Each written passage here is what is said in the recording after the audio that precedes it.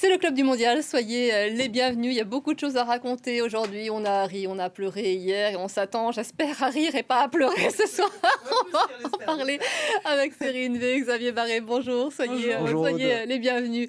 Alors, vous reviendrez d'abord, Cérine, sur donc, cette qualification de l'Argentine en huitième de finale, non sans difficulté. Et oui, puisque l'Albi Céleste affrontait le Cap-Vert et les Argentins ont tremblé face à ces requins bleus qui nous auront surpris tout au long de la compétition. Victoire des champions du monde 3-2. Le Cap-Vert a donc été éliminé hier soir, tout comme l'Australie et le Ghana. Oui, le Ghana n'a rien pu faire face à la Colombie qui s'est imposée 1-0 et qui retrouvera la Suisse en huitième de finale.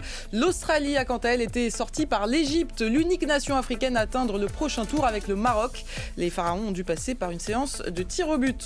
Et les huitièmes donc commencent dès ce soir. L'équipe de France affronte le Paraguay à 23h de Paris. Et oui, les Bleus vont devoir tenir sous une chaleur extrême et sans leur milieu de terrain et vice-capitaine Aurélien Tchouaméni touché à la cuisse. Cette journée de fête de l'indépendance aux États-Unis, vous le verrez, ce match il se passe un petit peu sous les radars là-bas. On en parlera avec notre envoyé spécial à Philadelphie, Cédric Ferreira.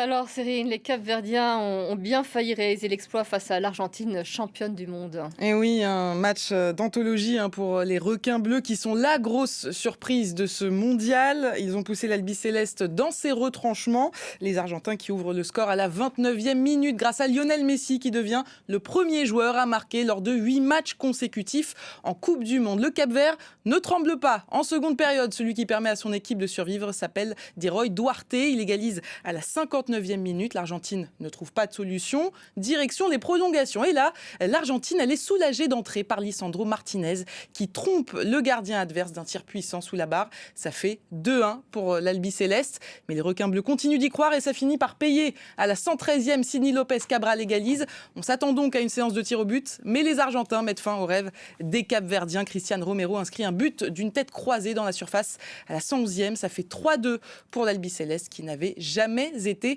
autant bousculé sur ce mondial. Et c'est d'ailleurs ce qu'a reconnu le sélectionneur Lionel Scaloni. On écoute. Vous vous souvenez quand vous me demandiez hier si on était dans la bonne partie du tableau? Eh bien, j'espère que vous réalisez qu'il n'y a pas d'adversaire facile. Félicitations au Cap-Vert, on savait qu'ils allaient être un adversaire de taille. Le match s'est donc terminé ainsi, mais je trouve qu'on a souffert, beaucoup souffert. Xavier Barré, il a raison, Lionel Scaloni, ils ont souffert les Argentins hier soir. Ils ont énormément souffert et à un point on s'y attendait pas du tout parce que je commentais le match sur RFI pendant la nuit donc au bout du but de Messi on se dit bon bah ça y est c'est fini le rêve capverdien se termine et puis non pas du tout, ils ont superbement bien réagi. Il y a eu cette égalisation au début de deuxième période, vous l'avez rappelé, de Diroy Duarte et puis derrière l'Argentine mène à nouveau et ils reviennent encore au score avec un but incroyable de Sidney Lopez Cabral qui joue pas n'importe où, c'est quand même un joueur de Benfica, le grand club de Lisbonne. Mais et du coup, ils mettent l'Argentine, ils contraignent l'Argentine à aller en prolongation, ce qui était visiblement pas du tout prévu. Les Argentins ont un peu pêché par orgueil, par suffisance, par arrogance. Ils ont joué, ils ont marqué, puis après ils ont géré, ils pensaient que ça suffirait, et ils ont failli se faire sortir. Et dans la prolongation, du coup, ils ont senti le danger d'aller au tir au but face à un gardien comme Vozinha, qui était en grande confiance, qui a réalisé encore beaucoup d'arrêts assez incroyables. Et donc, ils ont réussi à forcer la décision grâce à ce but. Alors, en plus, un but contre son camp, il a été attribué au début à Cuti Romero, le défenseur de Tottenham. Finalement, c'est un but contre son camp. Mais à l'arrivée, l'Argentine passe ric-rac. En tout cas, les Capverdiens, ils sont heureux malgré cette élimination. Ils ont réalisé un très beau mondial. Ça a commencé avec l'Espagne et ce fameux 0-0 qui a surpris de nombreux parieurs. Puis ces matchs nuls contre l'Uruguay et contre l'Arabie Saoudite qui ont permis aux requins bleus de se qualifier en 16e et de faire trembler les Argentins. On va écouter quelques supporters du Cap-Vert fiers de leur équipe. Avant, on devait expliquer où se trouvait le Cap-Vert et aujourd'hui, on est là, en train de se battre à armes égales contre le champion du monde. Ils ont beaucoup souffert, ils n'oublieront plus jamais le Cap-Vert, plus jamais. Vozinha est tout simplement incroyable. Il a vraiment su faire honneur au Cap-Vert sur le terrain. Nous pouvons en être très fiers.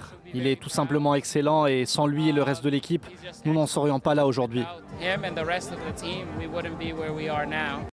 Vozinha, justement, c'est l'une des révélations de ce tournoi. 18 arrêts pour lui durant cette Coupe du Monde.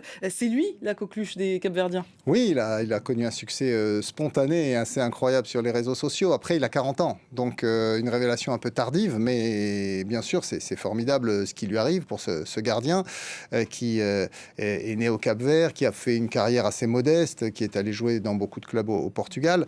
Et d'ailleurs, il est encore dans un club qui s'appelle Chaves, qui est un club modeste au Portugal. Donc c'est un garçon qui incarne cette performance du Cap-Vert parce que c'est beaucoup de joueurs assez âgés. C'est la 4e équipe avec la moyenne d'âge la plus importante des 48 sélections qui étaient engagées dans cette Coupe du Monde. Donc c'est une sélection qui a connu, une génération qui a connu une apothéose avec cette Coupe du Monde qui était un peu inattendue parce qu'ils sont sortis du groupe où le Cameroun était le grand favori. Ils ont su saisir leur chance et s'offrir cette magnifique aventure. Qu'est-ce qu'on peut lui souhaiter, même à 40 ans, à Vozinha pour la suite? Bon, après, il y a forcément, compte tenu de sa notoriété aujourd'hui, de la mettre au service de la transmission, je pense, parce que la performance qu'ont réussi les Capverdiens, elle va créer des vocations. Et je pense que c'est un bel exemple de ce qui doit avoir lieu en Afrique. Sur les 26 joueurs de cette sélection capverdienne, 13 sont nés sur l'archipel du Cap-Vert. Il y en a 13 qui sont nés en Europe, beaucoup au Portugal ou quelques-uns en France. Mais il y en a 13 qui sont nés sur dans les îles du Cap-Vert. Donc il faut se structurer pour offrir à ces jeunes la possibilité de continuer à vivre de leur passion et puis peut-être un jour de rejouer la Coupe du Monde comme l'ont fait leurs aînés brillamment lors de cette année.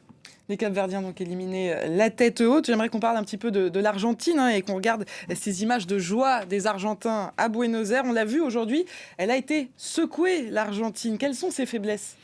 Mais en fait, leur force, c'est leur faiblesse. C'est qu'ils sont très dépendants de Lionel Messi. L'équipe est construite autour de lui. Hier, il marque encore un but, mais je serais tenté de dire qu'il marque presque seulement un but. On l'a vu s'éteindre un peu au fil du match. Et à 39 ans, depuis quelques jours, il a quand même joué les 120 minutes. Et forcément, à son âge, on n'a plus la vivacité, même si on a toujours le coup d'œil, même si on a bien sûr le génie quand on a le ballon dans les pieds. Eh bien, quand vous avez autour de vous des garçons qui ont la moitié de votre âge, c'est plus difficile de tenir physiquement. Alors, même si ce collectif possède énormément d'individualité et de qualité, il est construit autour de Messi. Et donc, quand Messi est un peu moins bien, mais on voit que l'équipe est moins performante. Pas d'exploit donc pour le Cap-Vert. De son côté, l'Égypte passe en 8e après une séance de tir au but face à l'Australie. Oui, et que ce fut long comme match. Il ne s'est pas passé grand-chose durant le temps réglementaire. Les Pharaons ouvrent le score à la 13e minute grâce à une tête d'Emma Machour. Au retour des vestiaires, l'Australie égalise. Le buteur est égyptien. Là encore, un but contre son camp de Mohamed Hani à la 55e minute. L'Égypte s'effondre en seconde période. Les deux équipes filent en prolongation. Plusieurs occasions se présentent, notamment du côté des Pharaons.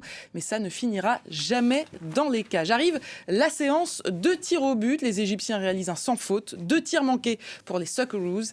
L'Égypte affrontera l'Argentine en 8e de finale. Alors ça a été dur pour l'Égypte. Mohamed Salah a même lâché quelques larmes hier à la fin du match. Le capitaine qui était resté sur 2 échecs au tir au but. Il a transformé hier soir son tir au but, une panenka. Comment on explique ces larmes de Mohamed Salah? Il faut savoir que Mohamed Salah est une star mondiale qui a gagné tout ou presque avec son club de Liverpool, où il est en fin de contrat d'ailleurs, mais qu'il n'a jamais gagné pour son pays, pour l'Égypte. Il a perdu 2 finales de Coupe d'Afrique des Nations.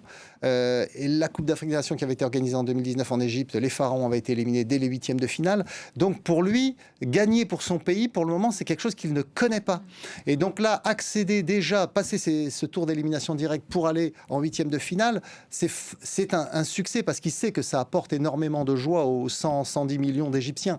Donc il a cette conscience, un peu comme Messi l'a eu avant lui il y a quelques années. Ok, j'ai tout gagné en Europe avec mon club, mais pas pour mon pays. Et donc, il a envie d'apporter cette joie à son pays, à son peuple, au peuple égyptien, et de bénéficier de leur part de cette reconnaissance.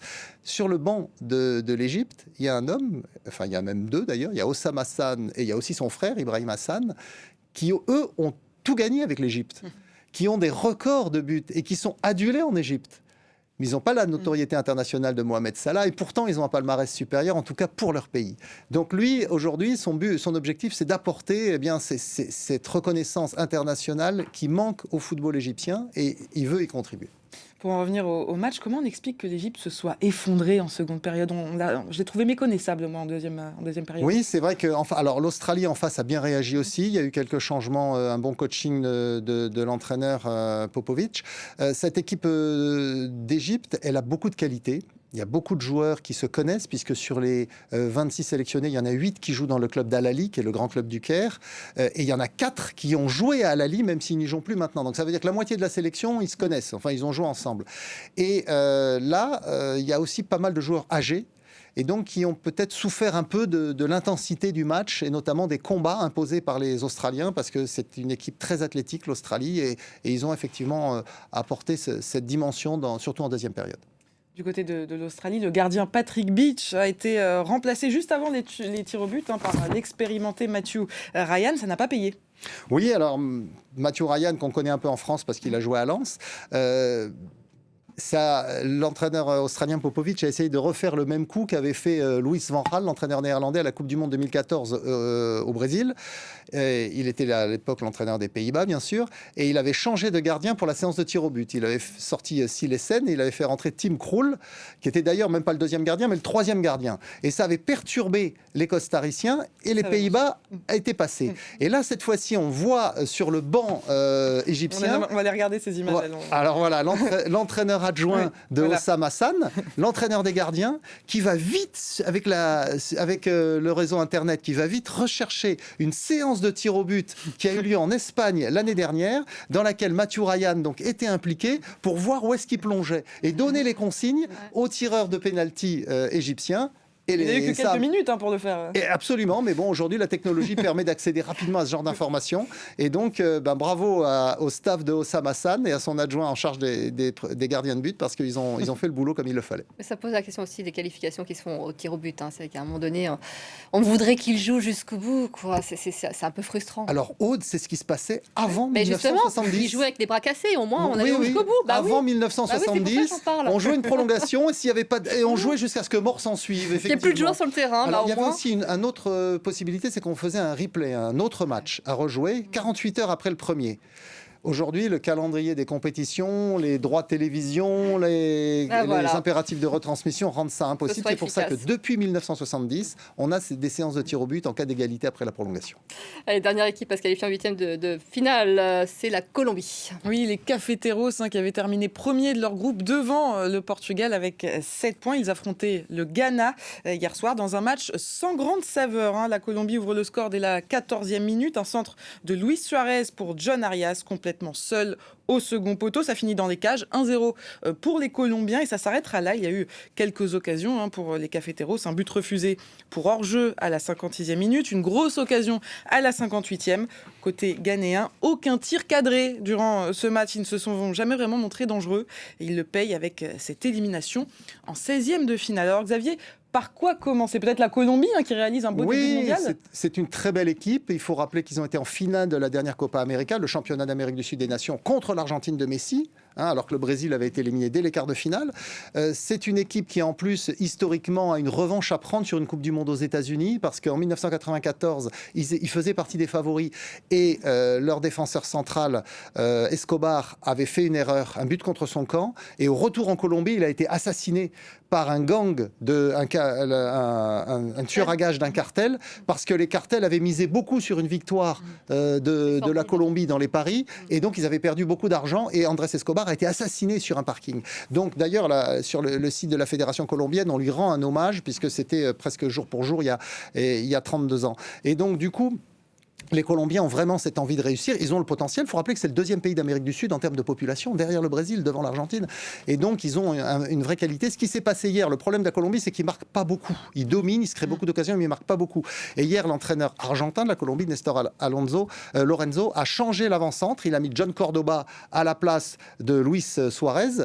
Et malheureusement, Cordoba s'est blessé au bout de 10 minutes. Donc, il a remis Luis Suarez. Et donc, ils ont marqué un but et un seul. On connaît donc tous les qualifiés pour les huitièmes de finale. Cyrine, Et oui, vous allez plonger voir dans ce que raconte Xavier. Vous allez voir le tableau qui va s'afficher tout de suite sur votre écran. La Colombie, donc dernière qualifiée, affrontera la Suisse mardi prochain. Mexique, Angleterre et Portugal, Espagne. Deux belles affiches lundi et mardi. Les Brésiliens seront opposés aux Norvégiens dimanche. Les États-Unis affronteront la Belgique. Et il n'y aura pas de temps mort avant ces huitièmes puisqu'ils commencent dès ce soir. Canada-Maroc à 19h heure de Paris et France-Paraguay à 23h. Et donc, comment vont-ils? Ils ont chaud? Et oui, bon, ils devraient avoir... Psychologiquement, physiquement. Ils devraient avoir très très chaud, hein, les Bleus. Ils devraient faire à peu près 38 degrés aujourd'hui à Philadelphie. Et surtout, ils seront un petit peu réduits. Aurélien Tchouaméni sera forfait ce soir. Et c'est un coup dur pour l'équipe de France. Le milieu de terrain et vice-capitaine a ressenti une gêne au niveau de la cuisse. Il devrait être remplacé par Manu Koné. Et on va tout de suite aller retrouver notre envoyé spécial à Philadelphie, Cédric Ferreira. Bonjour Cédric, on espère que vous n'avez pas trop chaud. Et que tout va bien. Il devrait faire 38 degrés aujourd'hui durant le match des Bleus. Des conditions difficiles, d'autant plus qu'ils seront privés d'Aurélien Tchouaméni, un cadre de cette équipe. J'ai pas encore trop chaud, mais il fait déjà assez chaud, je peux vous le dire, à 7h45 du matin ici à Philadelphie. Effectivement, on attend d'ailleurs une chaleur extrême. En fait, ça fait plusieurs jours que la région est sous une canicule. 37 degrés attendus au coup d'envoi tout à l'heure. Ça risque d'être compliqué pour les joueurs sur le terrain. On avait vu que, puisque vous parliez du Colombie-Ghana, c'était un peu la même chose. Il faisait plus ou moins la même température à Miami. On a vu un rythme extrêmement lent. On verra si ça sera le cas tout à l'heure. Mais effectivement, ces dernières heures, l'équipe de France a eu un coup dur avec l'absence d'Aurélien Tchouaméni qui s'est blessé à l'entraînement. Tchouaméni, c'est un cadre de l'équipe de France. Il est vice-capitaine. C'est un joueur majeur. Il a été très bon depuis le début du tournoi. Il avait participé notamment au match contre le Sénégal, laissé au repos contre l'Irak, revenu lors du dernier match de la phase de groupe contre la Norvège. Et ensuite, il avait participé au 16e de finale victorieux 3-0 contre la Suède.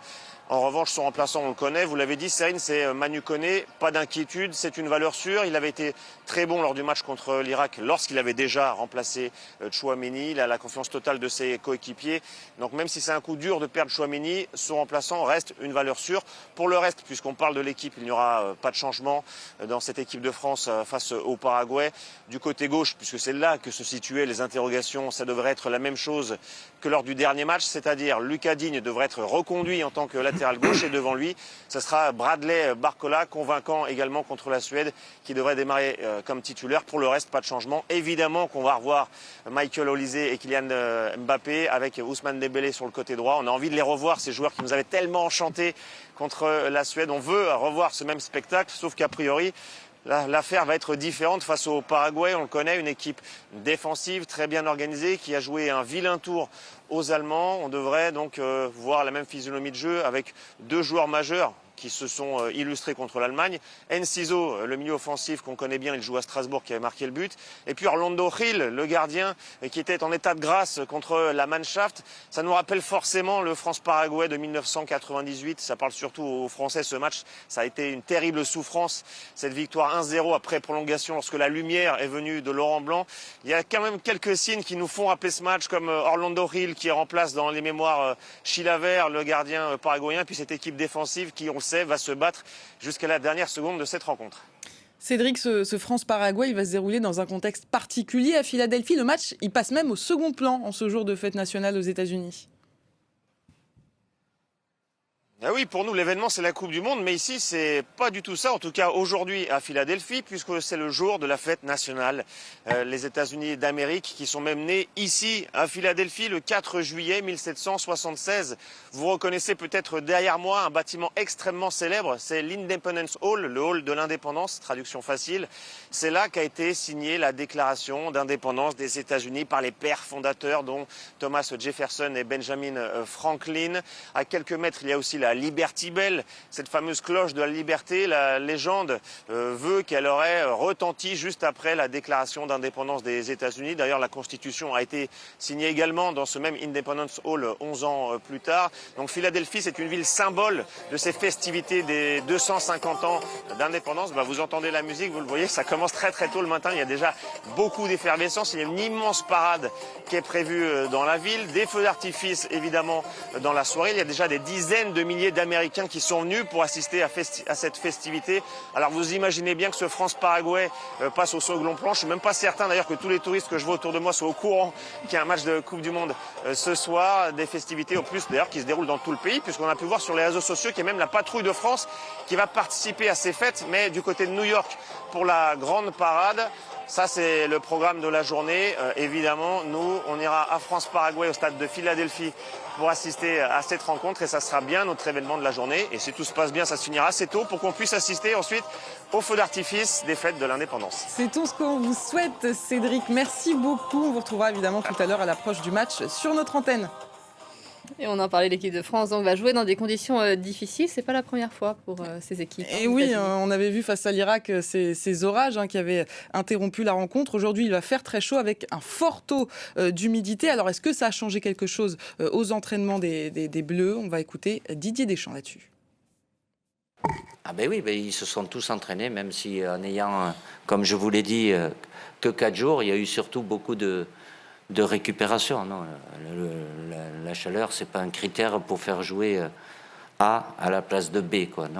Non. Après qu'il y ait des joueurs de part, je veux bien entendre ceux qui jouent dans le sud ou dans des pays plus chauds, qui soient plus habitués, peut-être, mais la chaleur, elle est là pour tout le monde. Xavier, les Paraguayens, ils joueront évidemment dans les mêmes conditions que les Bleus. Est-ce qu'on doit s'attendre à un match avec des joueurs un petit peu ramollis aujourd'hui ? Ça va être compliqué pour les 22 acteurs, pour les deux équipes, effectivement. Le temps est le même pour les deux, mais ce qu'on peut remarquer quand même, c'est que l'équipe de France et justement le staff des Bleus avaient préféré jouer dans le nord-est des États-Unis parce qu'ils se disaient, voilà, c'est plus simple au niveau des trajets et le climat sera probablement plus tempéré que dans le sud, au Texas, en Floride ou en Californie. Et en fait, les États du sud ont des stades couverts et climatisés où les conditions de jeu sont finalement plus agréables pour les équipes que dans le nord, où ce ne sont pas des stades couverts. Celui qui avait posé problème au Bleu en 98, Cédric l'a évoqué tout à l'heure, c'était le gardien paraguayen José Luis Chilavert. Et on a eu droit à une sortie raciste de sa part. Oui, c'était sur Twitter hier avec sa publication. En fait, il répondait à Christophe Dugarry, champion du monde 1998, qui déclarait que la France allait mettre une rouste au Paraguay. Eh bien, il semblerait que José Luis Chilavert n'ait pas apprécié. Voici sa déclaration. Christophe a raison. En 1998, nous affrontions la France et aujourd'hui, le Paraguay va affronter une sélection d'Afrique. On le sait, c'est une référence à l'origine de certains joueurs en France. Ce n'est pas la première fois qu'on relève ce genre de propos de sa part. Il y a quelques mois déjà, il avait ciblé Vinicius Junior et Kylian Mbappé avec des propos racistes et homophobes. Le groupe, lui, se porte bien, le groupe français. Oui, le groupe vit bien, il est toujours uni, toujours soudé. Kylian Mbappé, la star de l'équipe, a même eu droit à un petit cadeau de la part de son sélectionneur. Regardez ces images de la Fédération française de football. Même s'il en a 2 de plus depuis, mais c'est symbolique. Des centenaires, il n'y en a pas beaucoup. Bienvenue dans le club des centenaires.